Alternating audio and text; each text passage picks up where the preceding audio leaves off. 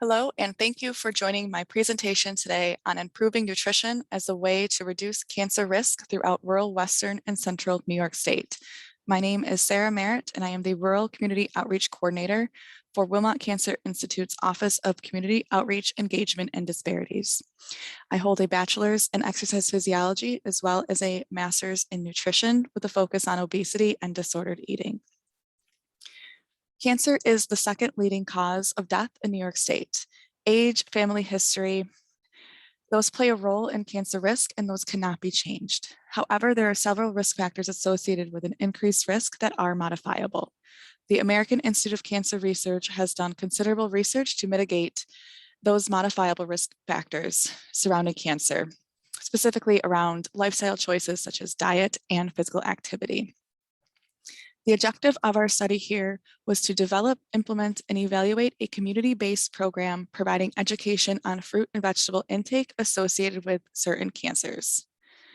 The Center for Community Health and Prevention, a part of the University of Rochester Medical Center, adapted the American Institute of Cancer Research's Blueprint to Beat Cancer into an 8-week nutrition and physical activity program known as Promote Health, Prevent Cancer, or what we like to call PHPC.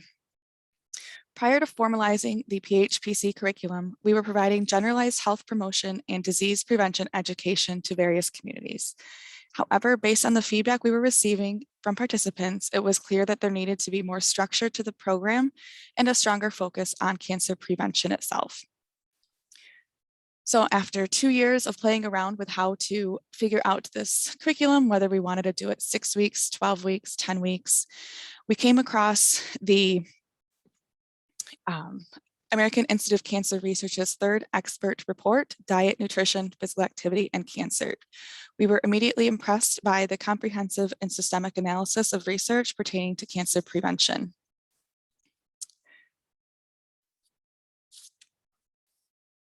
We were particularly drawn again to this Blueprint to Beat Cancer, as it provided us structure for our program.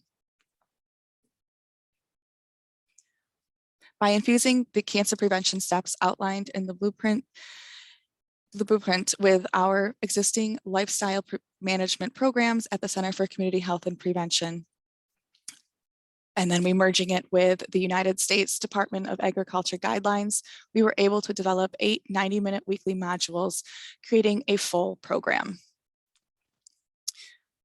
Weekly modules include lessons on cancer prevention strategies, through education on proper screenings, nutrition, and lifestyle choices, such as physical activity, sun exposure, alcohol consumption, and tobacco use. These topics are displayed in Table 1. All of the classes were delivered in person or virtually via Zoom by either a master's level program manager and a bachelor's level project coordinator. These classes originally were designed to be in person, but were adapted during the COVID pandemic in 2020 to be held via Zoom.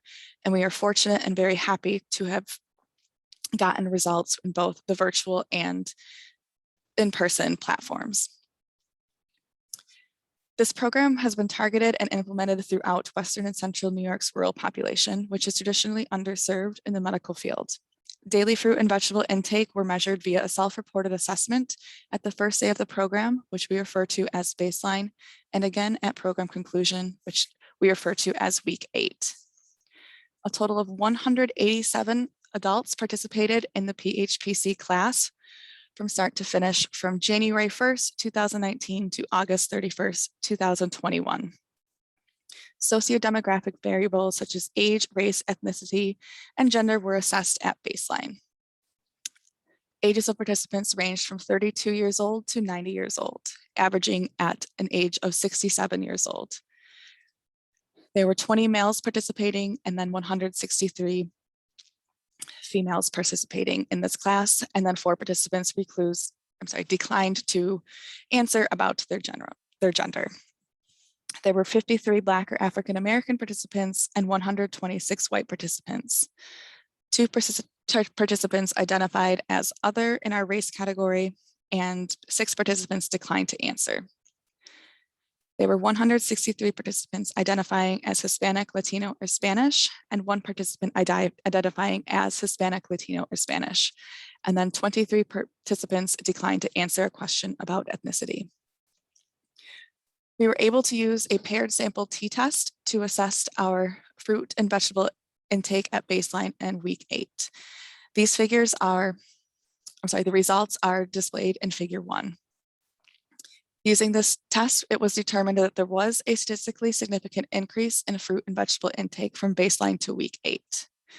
In conclusion, the PHPC program significantly increases fruit and vegetable intake among participants living in rural counties.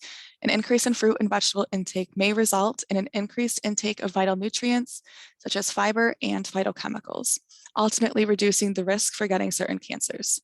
More research is needed to be done to determine how to effectively implement and disseminate this program throughout other rural areas.